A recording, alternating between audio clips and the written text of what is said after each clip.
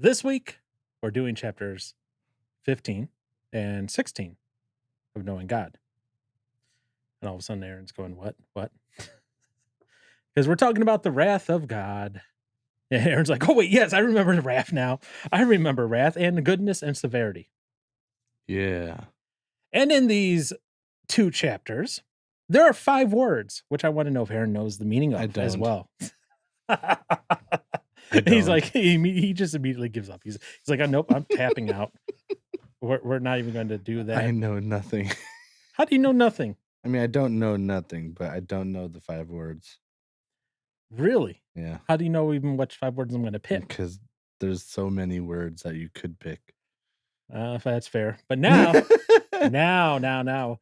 So before I was using my Kindle, now I get to use my phone, which means I can color code things now. Fancy. So now I can. So all the words I want Aaron to define, I have highlighted in blue in my copy of the book.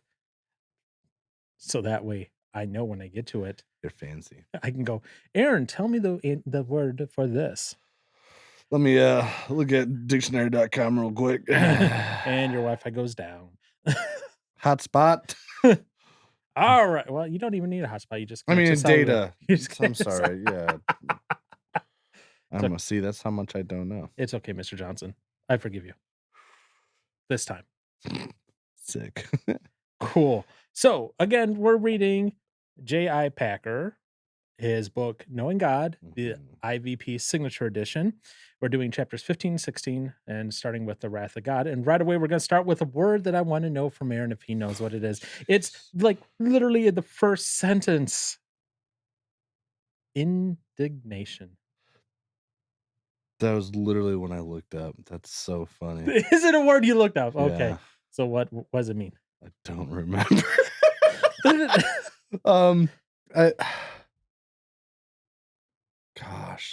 My goodness. Wait, doesn't it basically just say what it is anyways in there? It does. Yeah. That's what I want to know. I was like, wait a minute. Because as soon as I came across it, I looked up the definition, and as I kept going, I was like, oh, it's right there. Yes, it is. Gosh. Good job. Yeah. So what is indignation? So, from what they're saying is a righteous anger. Anger. You're doing a me. You're doing a Biden. Oh my gosh. That's what I'm going to do for Halloween. I'm going to be Biden for Halloween. Except I'm not going to go sniff children. Oh, okay. Gotta play the part. No. I prefer to stay out of jail. Yeah. But he's not, so that's because he's a Biden. I know. Anyways, back to Packer's righteous anger. Indignation. So yeah, righteous anger aroused by injustice and baseness. Yeah, the dictionary also defines it as this, and maybe this will be easier to understand, because what does baseness mean in that regard? It means that, so this is what the dictionary does. It says anger or annoyance provoked by what is perceived as unfair treatment. Okay. So I was like, maybe that will. I guess, I didn't even think about like what's baseness. Because whenever I hear base today, it's like you're based. Yeah. And like you just have like. What does base mean today? Based? Being based? Mm-hmm. What is it? Just having? I guess I take it as like having like actual like truth, like knowledge of the actual truth, and not fairy tale world truths or the reality truth. Like based in reality. Yeah. So baseness means lack of moral principles, bad character. Okay. The baseness of human nature.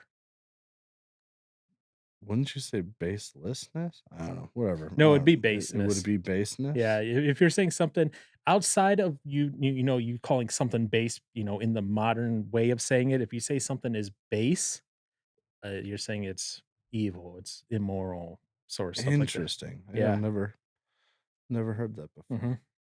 Okay. Yep. So I figured let's go ahead and get the words out of the way.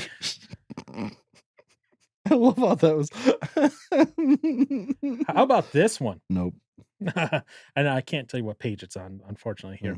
But we're talking about in this one, Babylon, Adam and Eve, Genesis, Revelation, and it says the Assize of Revelation 17 to 18 and 20. What does Assis mean? Did I even catch that? I don't know. Um, though it's oh great. Okay, so wait, hold You on. might have thought of it as Assizes.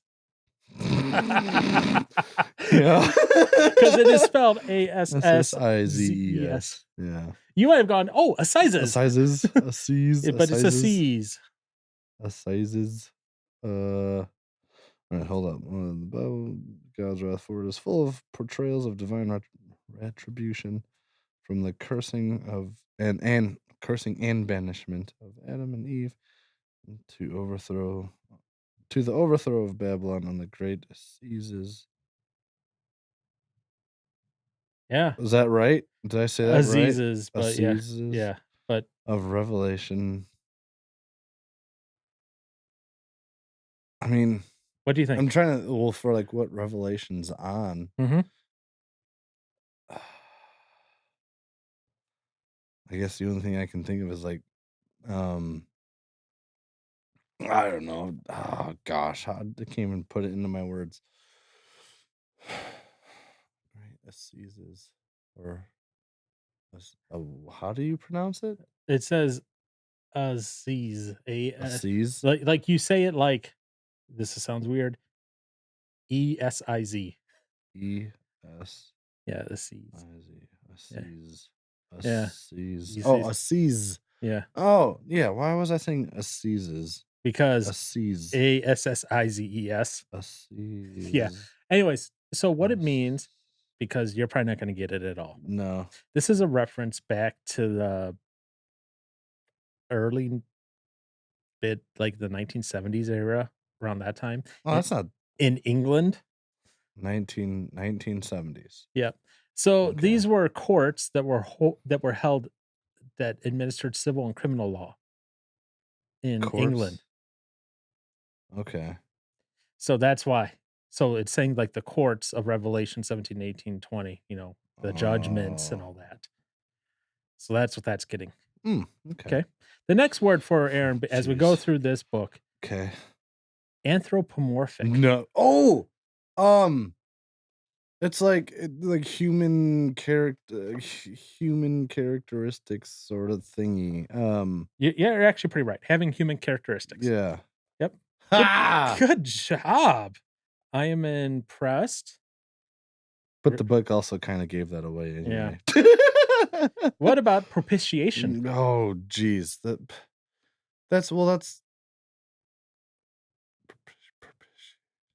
That's wait, because Christ isn't like Christ is our propitiation. Right.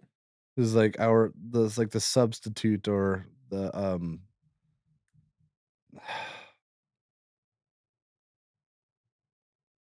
right? Because he's like, isn't it about like him being like the sacrifice and like for our sins and stuff like that? Isn't Yep. that what that has to do with? Yeah. That's all. Yeah, Yeah. you're close. Yeah, you're Okay. definitely close. So propitiation, Okay. that's the action of propitiating or appeasing a god, spirit, or person through a Yes. sacrifice to avert wrath and all that. Mhm. So that's what. So yeah, Yes. I was Okay. wondering. I was like, does Aaron remember this or not Barely. from It's still things? there. Okay. Okay. Okay. I'm feeling okay. Now I'm about to not feel okay. No, I think What's the you next actually did one? very good. The last one and this one is more in line with the book severity. God's severity. Oh, so at first when I was when I first read it, I was thinking of like um something being severe and like an intense or like harsh. Yeah, you're right. But then there's also when in reading it, he talks about like um his severity being like was us being cut off. Yeah. So then I almost read as being severed. No, But it's the in that one severity, the moment, being yeah. severe, and Right. he's being severe in the fact that we are cut off. So yeah, you're Okay. right. I surprised myself. Look at that. Aaron did well on his vocabulary assignment. Now, the question that I have for Aaron, and Oh, we'll see if no. he understands and if he figures this out by the time we get there. No. What other book is referenced Yeah. in this? these 2 chapters, specifically not chapter 15, it's in chapter 16 that he references another book. Oh,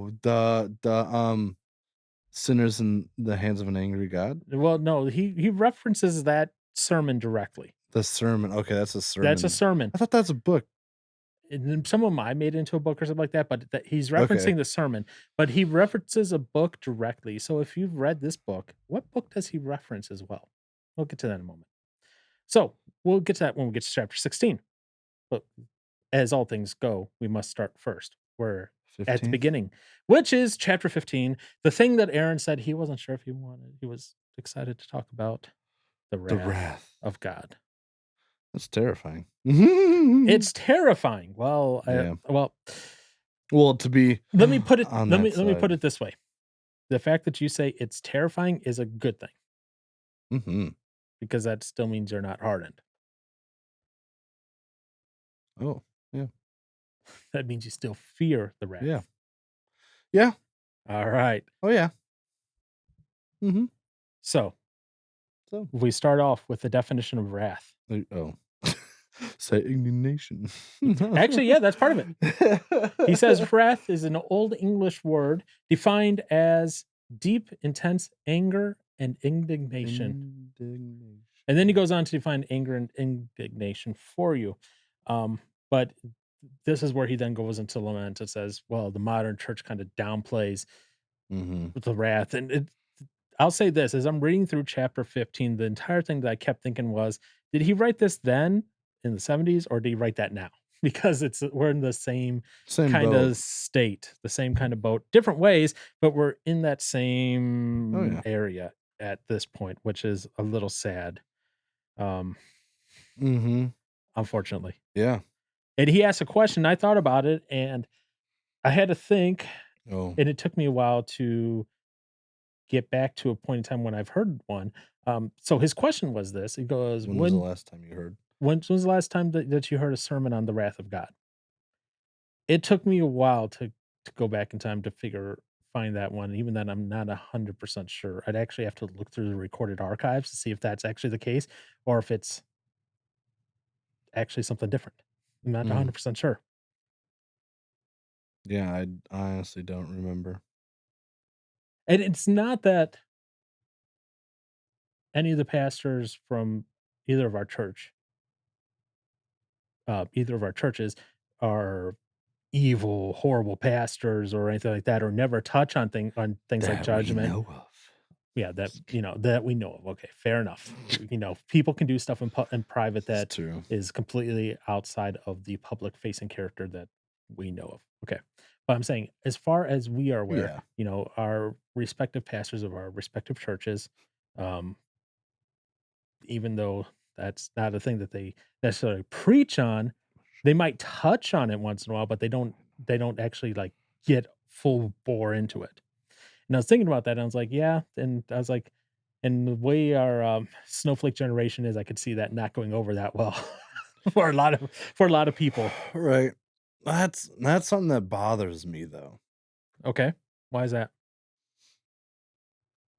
Like, wouldn't it be I don't know, like in any just regular friendship or relationship sort of thing. Like you gotta say the tough stuff. Hmm. I guess it's one of those things where it's like, I mean, I imagine it would be very important because then it's like without people knowing about the wrath of God, it's like, well then what are we afraid of? What do we need this Jesus thing for?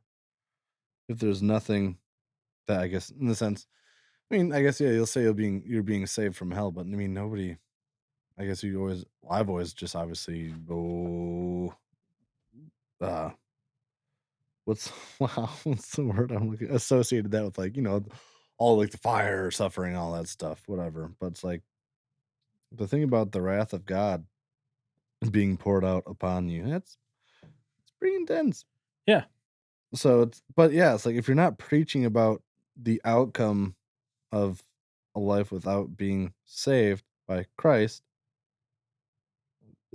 if people don't know what they're being saved from, then it's important to have the whole truth in there. right. And that's why I said, I had to think back because while at least at the church I go to now, right?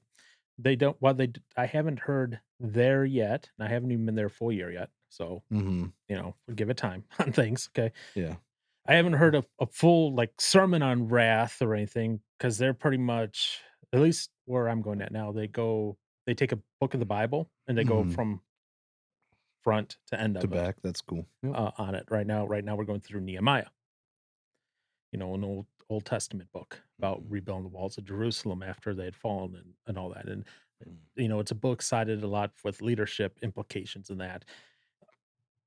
Anyways, while wrath is not necessarily the central subject that they go on and preach on necessarily because, they might talk about it in part if it's maybe part of a chapter Mhm. so far. But, and here's the but, and here's where I'm But adding the but in, but and this is why I said they touch on it, they don't do full on it. Every Sunday, and I mean, yeah, every Sunday since I've been there that I know, Mhm. and every Sunday since Andy's been there, that since he's gone there, and he's gone there a little bit longer than me. Every Sunday, the gospel is preached at the end. Hmm. Every Sunday, The whole gospel. and an invitation given every Sunday, Yeah, both services. that's cool. That's good. It does seem like So that's why I said they don't necessarily a common-ish thing. what? Given the gospel every Sunday? Or at least, yeah, having I don't know. Okay. Let's go back to and I'm not I guess I'm not throwing shade or anything in yeah, in you are. in Just common kidding. parlance of you youngsters.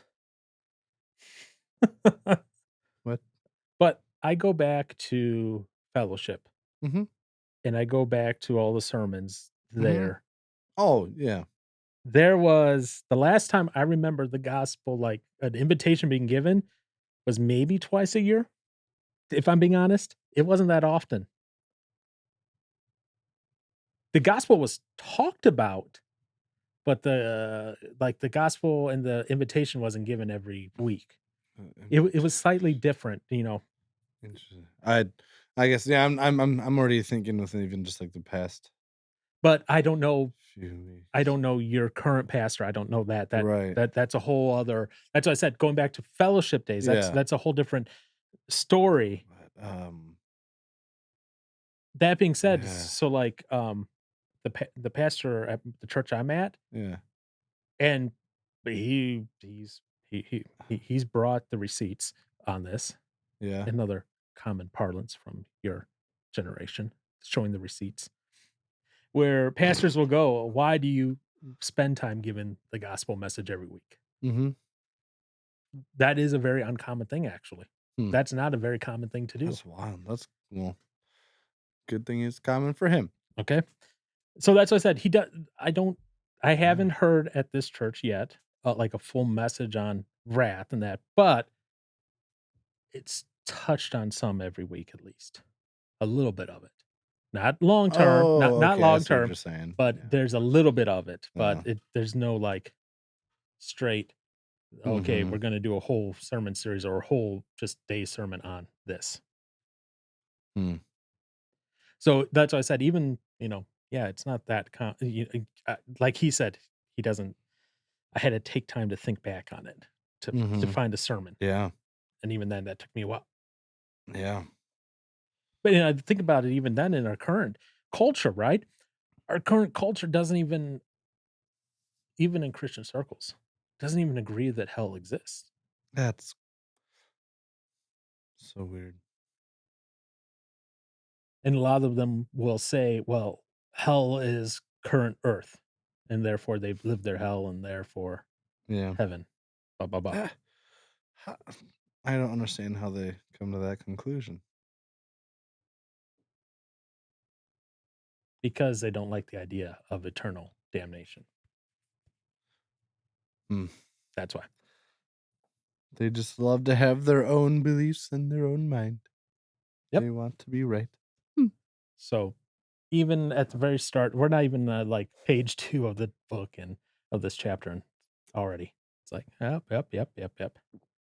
Yeah, well, and, because pretty much, yeah, I just had that little section underlined before that question was, it says those who still believe the wrath of God, and saying obviously not all do, say little about it, as we have just said. Perhaps they don't even think much about it. And I was kind of trying to reflect on myself. I'm like, yeah, until I started reading this, I was like, I never really thought much of it either because I never wanted Mhm. to. um, and it goes to say like the church mumbles on about God's kindness, but virtually nothing about His judgment. Yeah, that's uh, Yeah. it's crazy how it's still to this day that is very true. After how many years? Oh, I know. And we keep going on and on and on about things. I Yeah. liked this statement, and I just kind of find this statement funny. And I say funny kind of sarcastically, but that's okay. He goes, in the same sense that Pilgrim's Progress might be called a book about roads to hell, the Bible could be called the book of God's wrath. Oh. For it is full of portrayals of divine retribution, from the cursing and banishment of Adam and Eve in Genesis 3 to the overthrow of Babylon and the great disease of Revelation 17 through 18 and 20. Yeah. And then he makes a statement and then he asks a question. And it's a rhetorical question. And his statement is this, that the biblical writers have no Inhibition. inhibitions about talking about God's wrath. And the rhetorical question is, why then should we? In other words, why do we feel like we can't talk about wrath and all that and going on? I was like, Mm, yeah, mm. Yeah, backtracking a bit, yeah. I thought it was interesting to see what was it when he's talking about the AW Pink, Oh, yes. how he says, there's like a study of the concordance will show that there are more references in scripture to the anger, fury, and wrath of God than there are to his love and tenderness.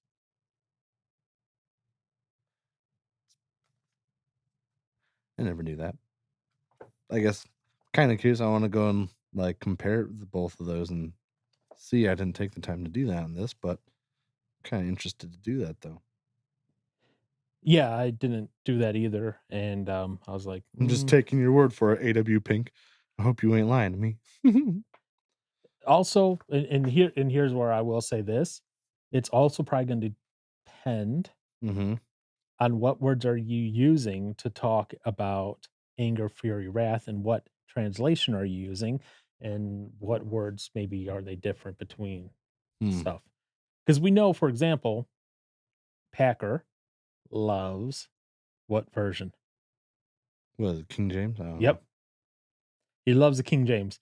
Almost always quoting King James in here, and that's fine. There's nothing wrong with that. There's some eh, mm, Mm. inconsistencies with the translation, but it's not a bad translate. It's not like a Well, horrible translation. Like the Passion translation would be a horrible translation. so wouldn't there technically be some sort of inconsistencies with all translations Mm, to some degree? there might be like some wording choices, Right. but there have been examples, and don't want to go down this rabbit hole right now, of things in the KJV that have like a different meaning, even if you try to change out the words, than like more modern translations. And that might be due to some of the things such as not where maybe in the KJV or let me rephrase that. For in the Bible, it might talk about something about like kingships and kings and that. And maybe the KJV has changed those phrases around just a little bit. Really? Yeah. Hmm. We can get into that later, but Okay. um yeah, there's some do some study on it. That's what I said. It's not a bad translation, Right. just there's some weird wordage there sometimes. Um I wouldn't consider it a bad translation. I'd consider the Passion Translation a horrible translation, a very bad translation. I don't remember what the passion one is all like. Yeah, don't even bother. Like it's a newer one, and it's the work of one person. And this person goes, "Well, God revealed to me new meaning of this phrase and these words." And Ooh. yeah, so So his and Whoever's who's the dude in China? I'm never gonna read his version of the Bible either. Oh, the CCP version? Is that what it is? I don't Oh, it's know. not one dude, it's the government's version. Yeah. Yeah. Okay. Yep. Yeah, I figured actually we talk about that next month, Oh, really? the Oh, CCP okay. version. Awesome. Okay. Yeah, Yeah. and maybe do some to see if we can get a hold of some of the comparisons. Like, for example, one of the things that they do is they change the 10 commandments around, Yeah. and they make the 10 commandments about being loyal to the party. Yeah. There's that one. There's the one where Jesus actually stones the Stones. woman. Yeah. So Was it like the woman that was it wait, is the the woman caught in woman adultery. yeah. Right. Yep. So there's some differences there that push the CCP moral standards Yeah. in that. But yeah, I think we could talk about that next month because that'll take a little bit of time to do some comparison contrast. We're not going to read the whole Bible in CCP essentially, but we'll That take would out, take a long time. yeah, we'll take some passages and compare, contrast, and laugh a little bit because, oh boy, there's going to be some things in there. Yeah. But there'll be some other things too. They're gonna know the wrath of God. Unfortunately. Hopefully, maybe not all of them, but Yeah, I have some other ideas too that we'll talk about that later. okay. Okay. Anyways, so the next thing I have highlighted is under what God's wrath is like. Oh, okay. And this is where anthropomorphic comes in. Comes up. Yeah. So what I have highlighted is this.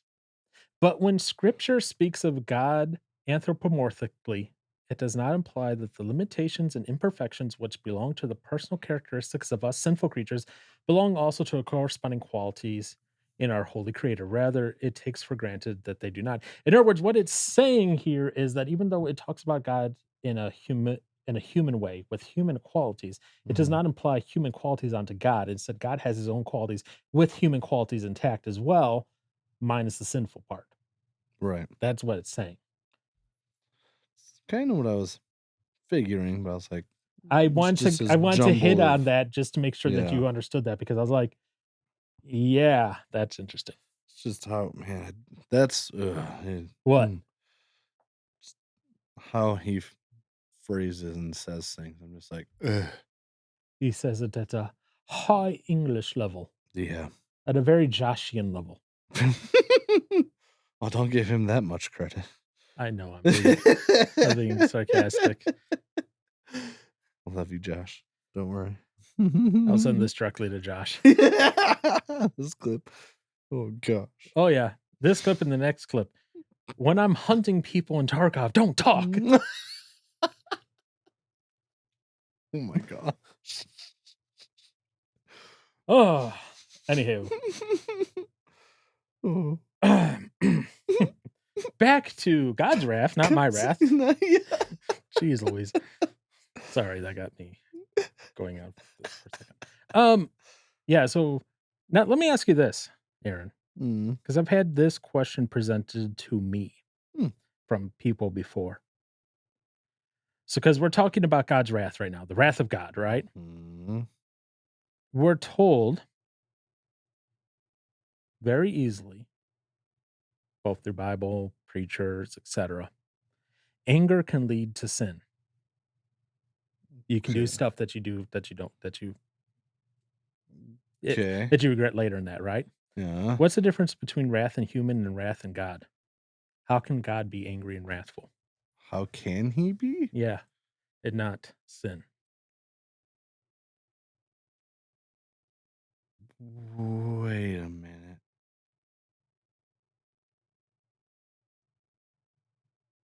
Shit, Because this I've is I've like a actually had this conversation with people before. why can he be angry and have wrath towards his people? His people Well, towards I anyone. guess his creation Yeah, his in general. creation. I mean, I What? I don't know. Like to me, I guess how can he be?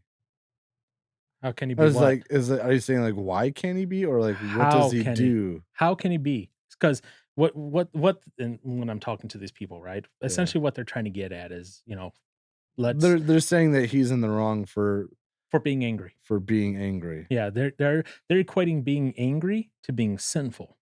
Well, can you not be angry at your children Well, and not this is be why I'm doing asking something you before wrong? we go into this more. Oh, okay. I'm asking you what your Well, thoughts because I on mean, this.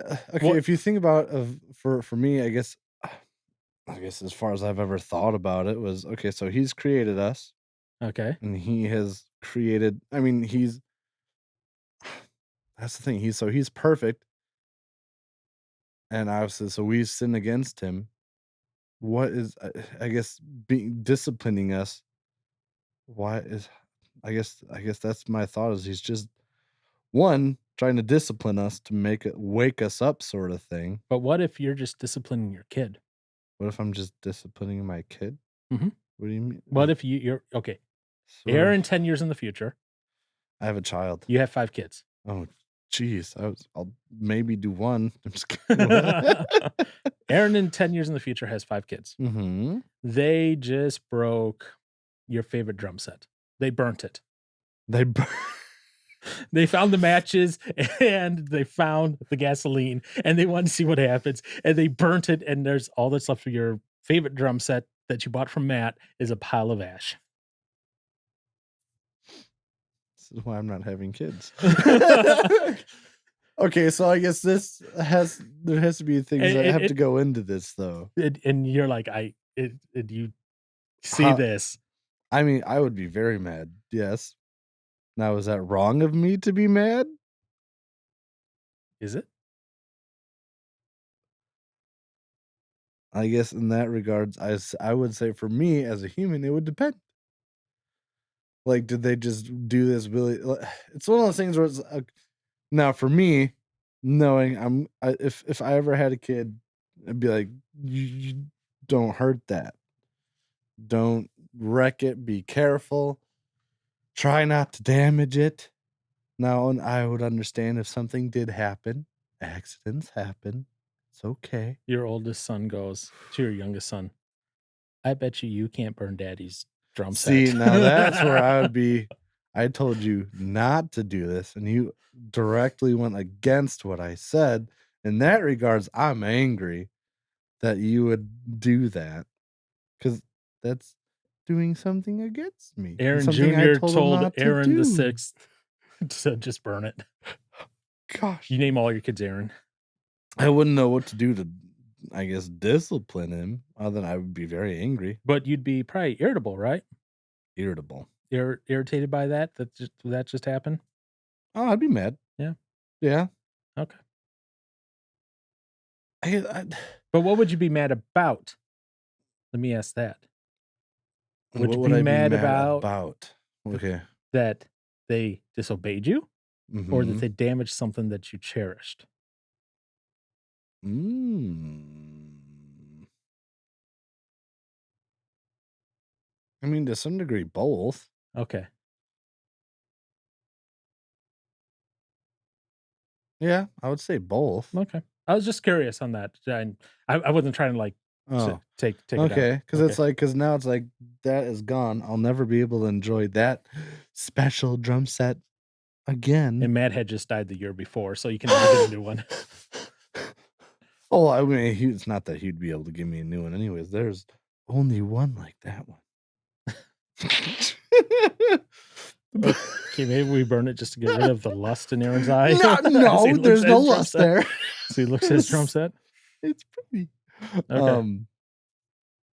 And I mean, it would be both. Things would add to the fuel of anger that would arise. Yeah. But So I guess it's acting so let me ask this. yeah. If you got irritated Mhm. during that, Mhm. would that be and I'm not trying to be like, Aaron, you're an evil person. Yeah. But would that be a sinful act? If I got irritated I Mhm. mean, is that just basically being mad? No, not What's the necessarily. difference? You can be irritated and you can be mad. Those are 2 different things. Okay, so what's being irritated then? Oh, let's see. Irritated. Having or showing a tendency to be easily annoyed. To be easily? Yep. Oh, okay. I guess then easily annoyed or angry. But yeah. angered. Okay. Because that's oh, man, that's a tough thing. Because I'm also now thinking about because how it talks about in the Bible says where God is slow to anger. Yep. Oh, and they even talk about that in the book too. Mm-hmm. Yeah. Yeah, Well, see, but I go to all this, right? uh-huh. Because he says a couple sentences that kind of sum all this up pretty well. Oh, okay. Okay. I'm going to read that. Do it. Okay. He says, and this is right after the last part I highlighted, thus, God's love, as the Bible views it, Mm-hmm. never leads him to foolish, impulsive, immoral actions in the way that its human counterpart too often leads us. Mm-hmm. And in the same way, God's wrath, his anger, in the Bible is never a capricious, self indulgent, irritable, morally ignorable thing that human anger so often is. Mm-hmm. It is instead a right and necessary reaction Mm-hmm. to objective moral evil. So notice the ending there, what he's saying. He's saying this it's a reaction to objective moral evil. Mm-hmm. In other words, what and God really is the only one who can define what is morally evil or right. Mm-hmm. It's morally evil. It's objectively moral evil, not what irritates us. That Not what makes us upset because we didn't like their opinion or they destroyed our favorite drum set or stuff like that. It's objectively evil. Objectively evil would be slaughtering of children. mm-hmm. Objectively evil would be lying. Objectively evil would be all those things, you know. Well, so I'm trying to think here. Yeah. Would what would I guess what would you consider if you would consider it? So saying, yeah, I have a son, Yeah, 5 sons. Aaron 5 Jr. sons. through Aaron 6. Oh, They're all A it's a Aaron nightmare. they're all Aaron C. Johnsons. Oh, There's 7 of you in the oh, room. oh. I do. Ain't nobody gonna have sanity in that house. Oh Your no. wife screams out your name and all 7 of you go, I was like, "Yes?" what? Well, we would have all done something, I can tell you that. Yep. Um, but like, so yeah, Aaron the second tells Aaron the fifth. Well, it'd be Aaron Jr. telling Aaron 6. What? Yeah, whatever. Yeah, Aaron. Yeah. Aaron the 5th would be the 2nd youngest. Aaron the 6th would be the Be youngest. the yeah. I was just giving random numbers. Fine. So we'll Okay. do the Aaron Junior to Aaron the sixth. Um, telling him to purposely go burn down my drum set because he knows that I want to take care of it. And I don't want it damaged and ruined. Yeah. I mean, wouldn't that be an objectively evil thing to do? It says moral evil. Is that an objective Moral. moral Oh, well, evil? moral. That's Well, the wait, wouldn't and see, because that's it's him wanting to cause hurt to somebody else or maybe it's or just pain. maybe he doesn't wanna necessarily cause pain. Maybe he just wants to see, like, "Can I trick my brother into getting in trouble?" Well, then he's deceiving his little brother. Yeah. So I mean, that's still an evil thing to do. It's still evil, but the question is it objectively moral evil? I know that there's a fine line there.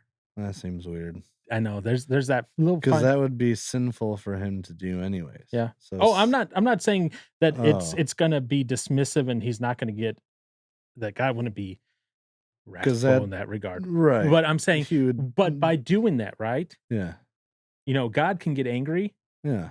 and not have those other things along the way that would lead to the sin. Whereas us humans, Right. It'd be we'll get angry. much easier for us to get out of line with Yeah. how we react. Yeah. We'll get angry and then take it over the limit. Take it over Yeah, it's where it very should be. much so easy. Well, obviously, it's easier for us to do because we're the only ones that can do it. And when we get emotional, we get Mhm. um, would a word irrational be usable in that? I don't know. We just get we get out of line. we can easily get out of line Yep. and make stupid decisions when we're angry. Yep. Yeah. Why? But he still deserves to be punished. Aaron the Sixth and Aaron Jr., I'm sorry for you in the future. Well, don't burn down my drum set. I'll supply the matches. Oh my, you're gonna get in trouble. Going on here. I will have grace for my children if they're ever there. What about me? Yeah. You're like, yeah. Yeah.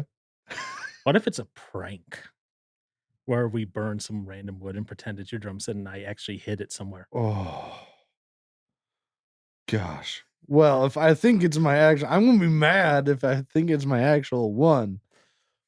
But then when I find out it's not, I'll hopefully laugh about it. But then Aaron the Sixth is already scared of you. He's scarred permanently from the whooping that you gave him with your belt. I wouldn't give him a whipping for that. I said a whooping, not a whipping. Oh, whipping. I mean, that is different. Yeah. Yeah, actually using a whip would be very...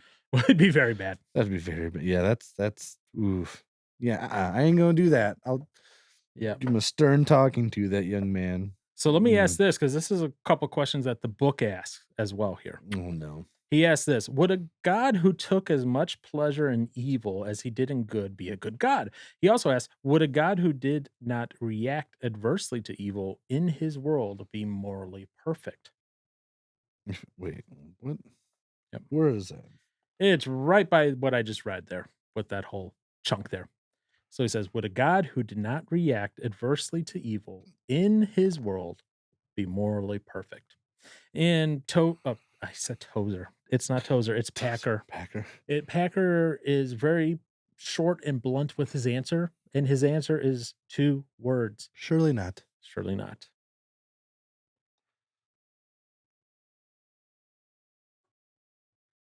And that's hard to think of sometimes in human form when we think of wrath and not in being wrathful without sin, because that is very hard for us humans to do. And he kind of addresses this a little bit in his book where he says, to others, the thought of God's wrath suggests cruelty. They think perhaps of what they have been told about Jonathan Edwards' famous gospel sermon, Sinners in the Hands of an Angry God. If you haven't read that sermon, it's good to read. I don't know. And it's too old for recording, obviously, 1741. So you're not going to be able to listen to it. You actually got to read. Aaron. Yep. But he talks about in that sermon, Edwards uses the illustration that natural men are held in the hand of God over the pit of hell. And it's like, oh, yeah, there's some imagery there about that. Some most vivid furnace imagery. Yeah. And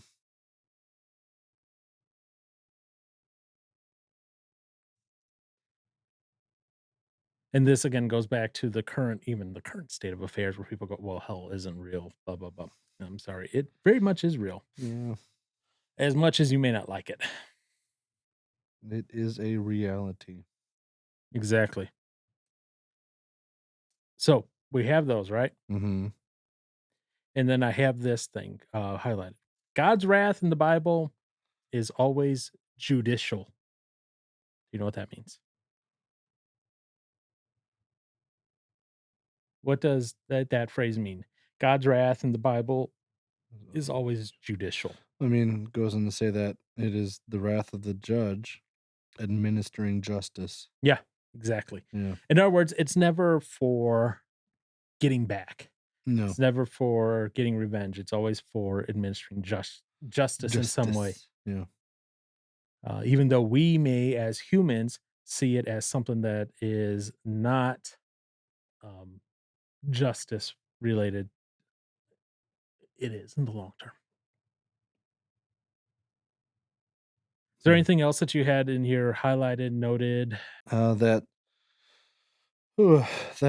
servant who knows his master's will and does not get ready or does not do what his master wants will be beaten with many blows.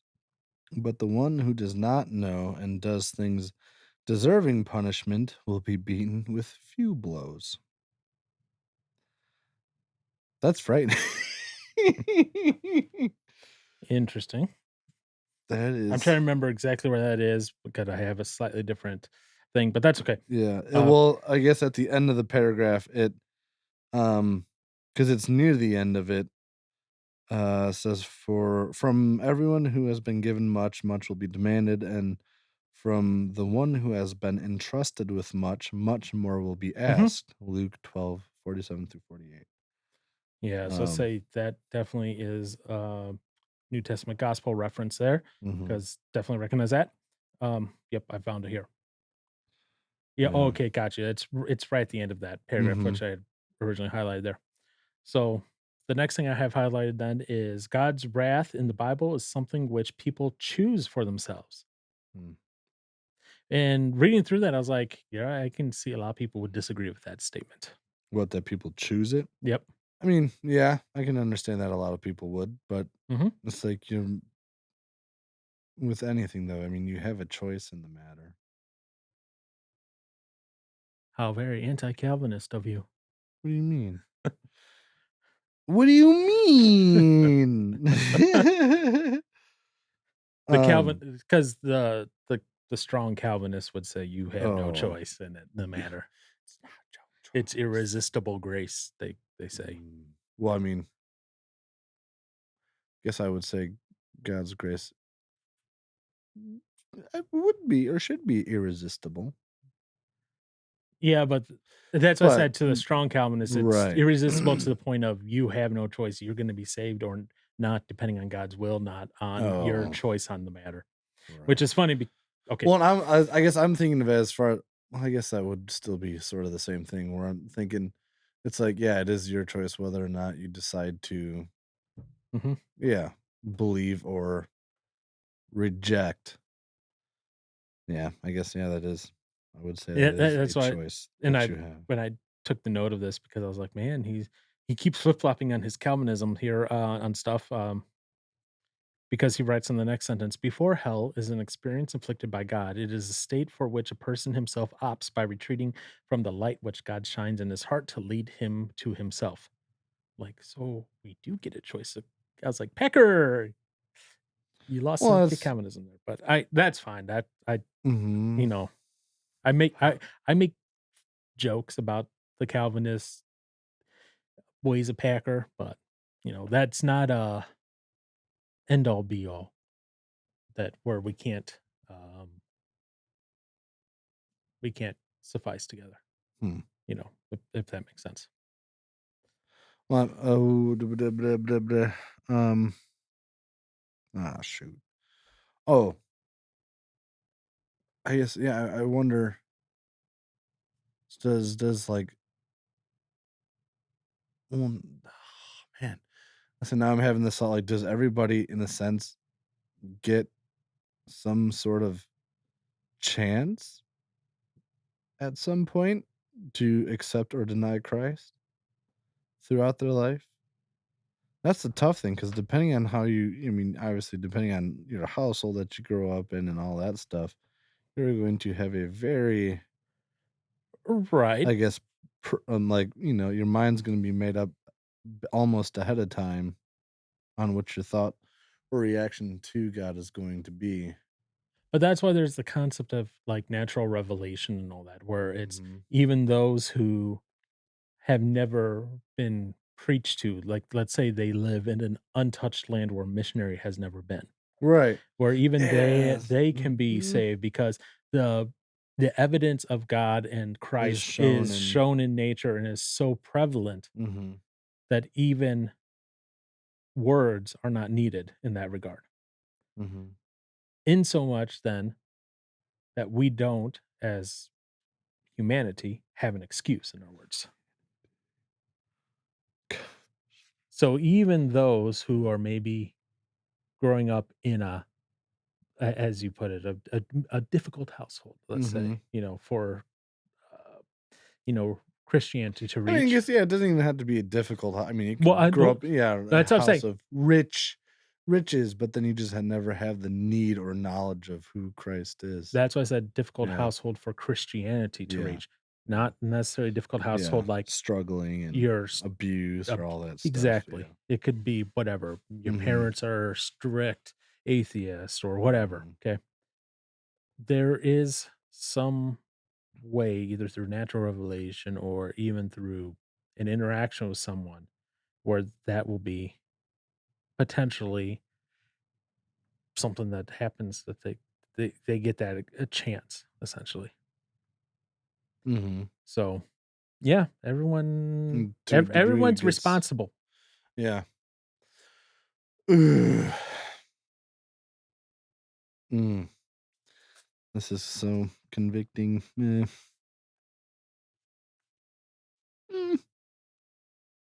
Well, then this next phrase. Yeah. Oh, wait, what's your next phrase? The basic choice was and is simple: either to respond to the summons, "Come to me, take my yoke upon you, and learn from me," Matthew 11:28-29, or not.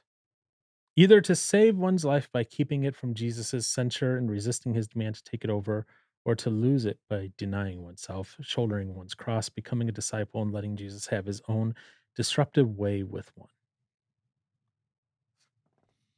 Mm. Which kind of sums that all up. Mhm. That was, I'd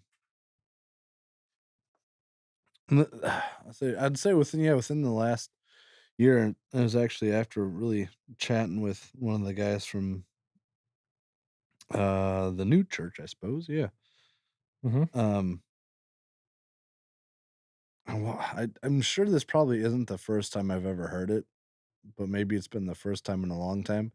Well, we've talked about, like, people staying in a life of sin. Like, if you're, like, out and evangelizing to people or trying to tell people about Christ and they just outright reject it, saying it's because that I mean, I guess you said mainly it's because they just love their sin and they love the things that they're currently already doing. And what made me think of that was, back in the middle of the paragraph just before, the basic choice was and is simple, um, Mhm. where it says, "Light has come into the world, but men loved the darkness instead of light because their deeds were evil." But I was thinking about, I was like, yeah, I was like, we really just do love doing bad Yeah. to some degree.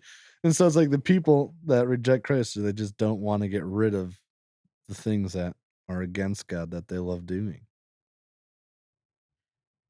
See, yeah, and here's the fun part, and I say fun in quotes, Yeah. because in modern Christian circle, right, Yeah.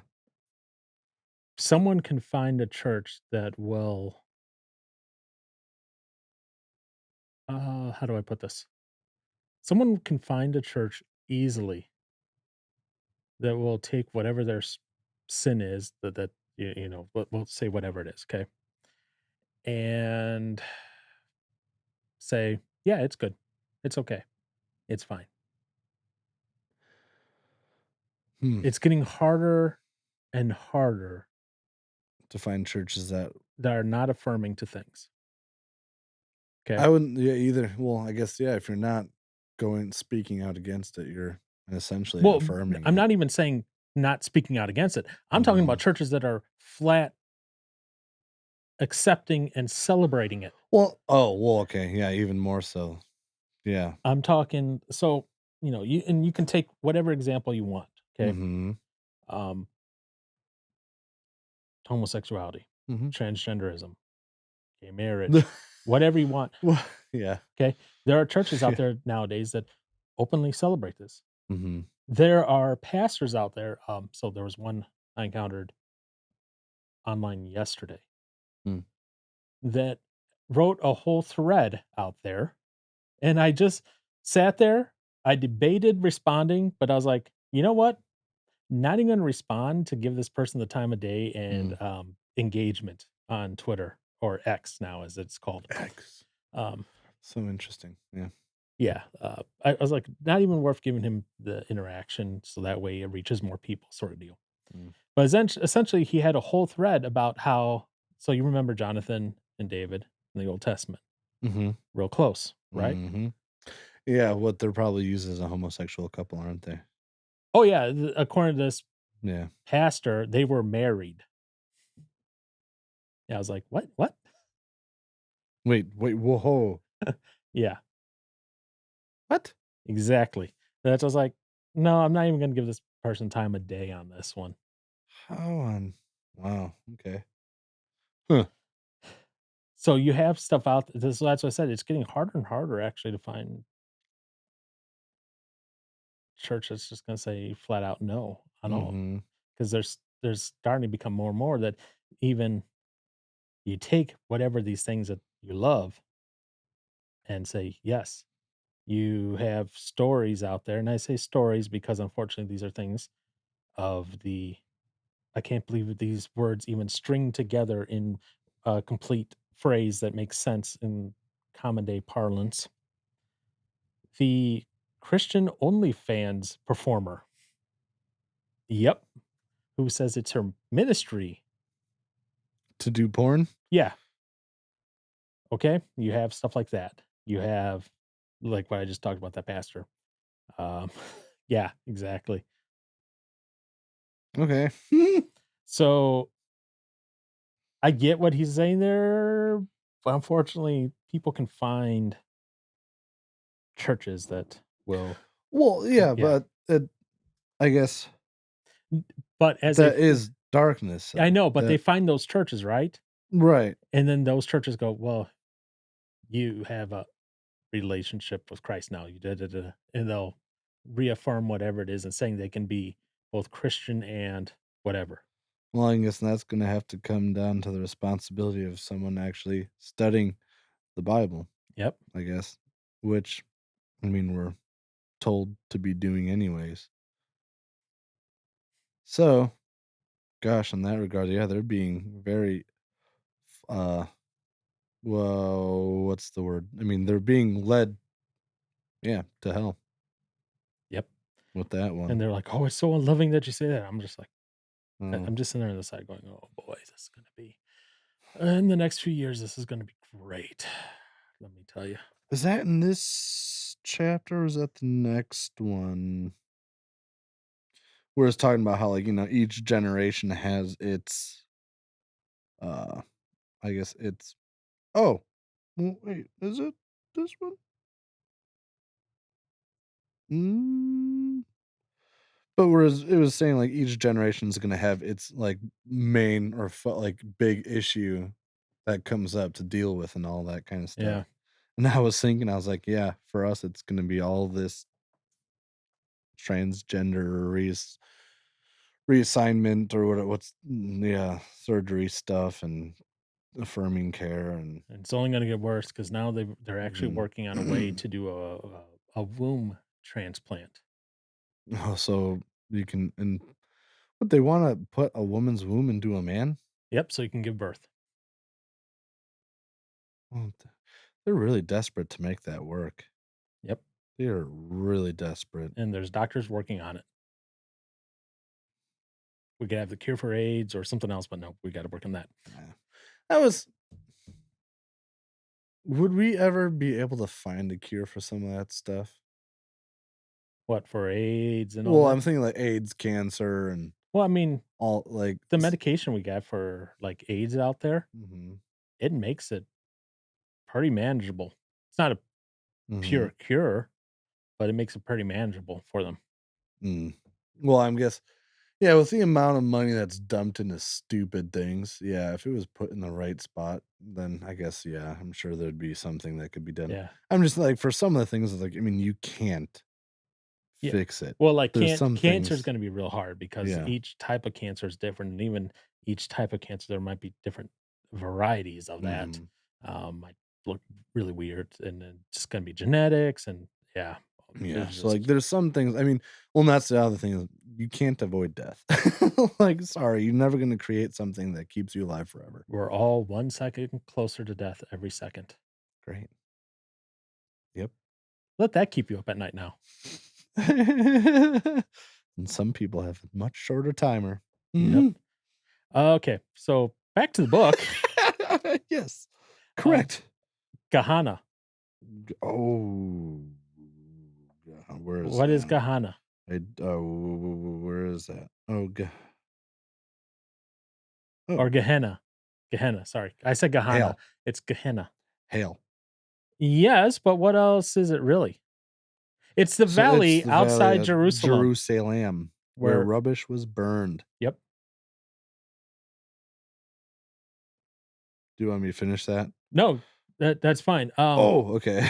I was like, because yeah, there's just more that goes on after that Yeah, part. so Yeah. it's talking about, Jesus uses imagery in his own stuff, and he's talking about Gehenna, and that's how some people will also say, "Well, hell isn't real because he's using imagery here." So Mhm, just FYI, I just want to bring that up here. mhm. Okay. And then was there anything else before Romans on wrath?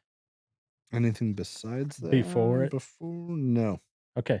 So then we get into where he talks about Romans on wrath, and Mm, he makes is it 4 points, 3 points? I think 3 3, 3 yeah. points.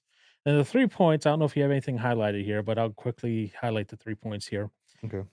The first one is the meaning of God's wrath, and he goes, the wrath of God in Romans denotes God's resolute action in punishing sin.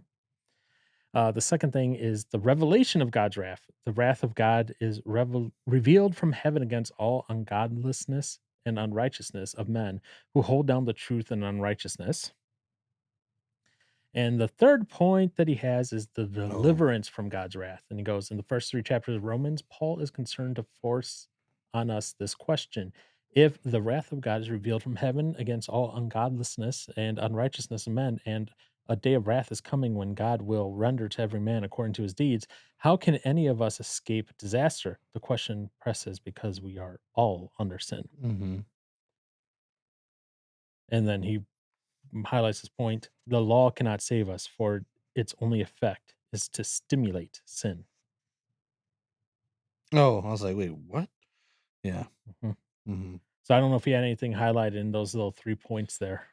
It was the section that you just read for point 3, Mhm. and then point 2, I just underlined, the Romans 1:19 through uh, actually would be what, 1:24, 26, and 28, where it says, "God gave them over to sexual impurity. God gave them over to shameful lusts, and he gave them over to a depraved mind." Yep. Mm,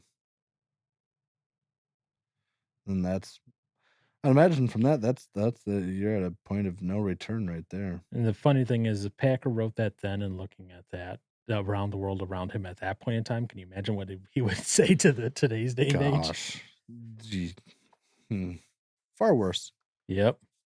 Yeah, And then he ends up with this, he calls it the solemn reality. reality. Mhm. The thing I highlighted from this was this: the more we study and ponder God's abhorrence of sin and his frightful vengeance upon us, the more likely we are to realize its heinousness. Hmm, hmm. And that was written Where's by that? A.W. Pink in his book, The Attributes of God. Oh, okay, I see. Mhm.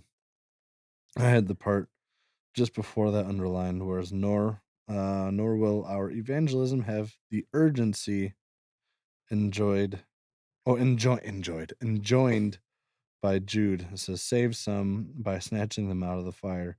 Neither our knowledge of God nor our service to him will be in accord with his word." Mhm. Mm, hmm. So that is Packer talking about wrath.